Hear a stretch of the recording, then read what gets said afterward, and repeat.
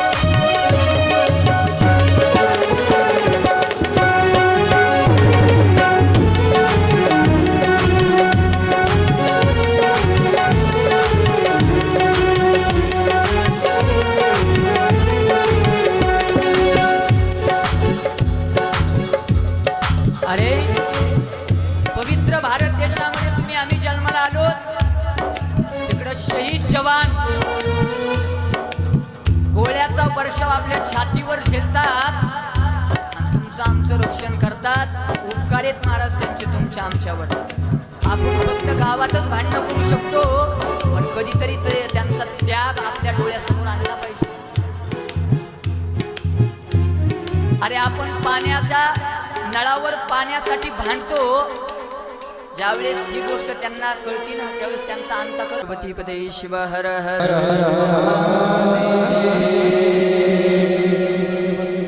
ऐका, म्हणून कधीतरी त्यांचे उपकार आपल्या महाराज मनामध्ये ठेवले पाहिजेत की त्यांच्यामुळं आज आपण या ठिकाणी महाराज सुरक्षित बसलेले आहेत. हे उपकार त्यांचे आहेत. आपण फक्त गावात गप्पा मारू शकतो, गावाच्या बाहेर आपल्या गप्पा चालत नाहीत. लक्षात ठेवा, आपण ज्या भूमीमध्ये राहतो, ज्या भारत भूमीमध्ये राहतो, कि भारत कोई भूमि का टुकड़ा नहीं, ये जीता जागता एक राष्ट्र पुरुष है. एक बार अटल जी वाजपेयी ने कहा था कि वंदन की भूमि है, अभिनंदन की भूमि है, ये अर्पण की भूमि है, ये तर्पण की भूमि है. यहाँ की नदी नदी हमारे लिए गंगा है, यहाँ का कंकर कंकर हमारे लिए शंकर है. हम जिएंगे तो इस भारत के लिए और मरेंगे तो इस भारत के लिए, और मरने के बाद भी गंगा जल में बहती हुई हमारी अस्थियों को कान लगाएंगे तो उस अस्थियों से आवाज आएगी, भारत माता की जय, भारत माता की जय. अशा पवित्र भारतामध्ये तुम्ही आम्ही जन्माला आलो. हो हम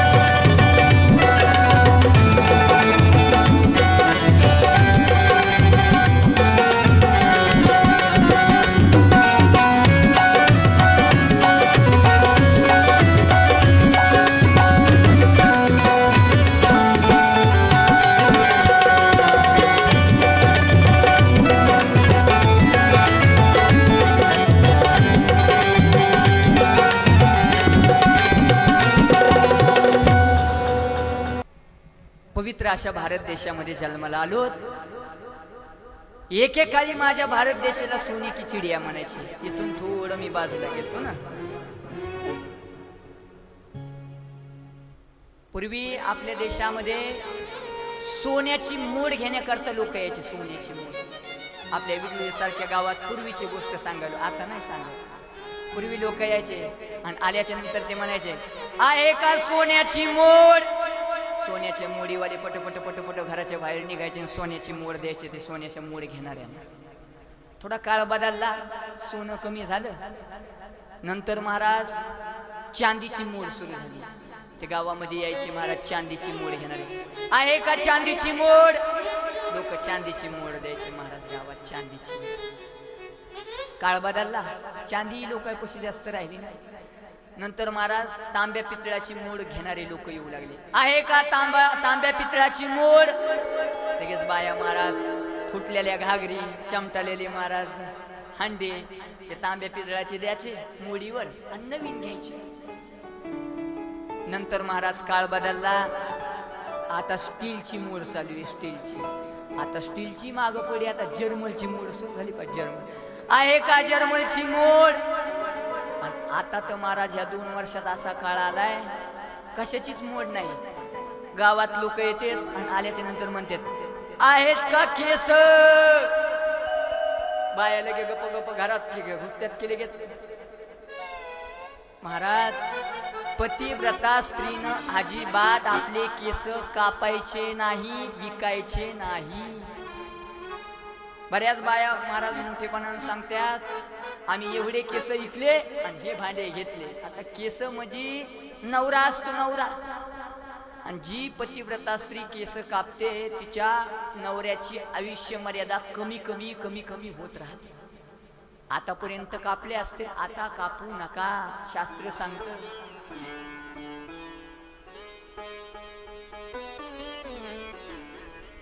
हुशार बाईनं केस कापायचे नाही,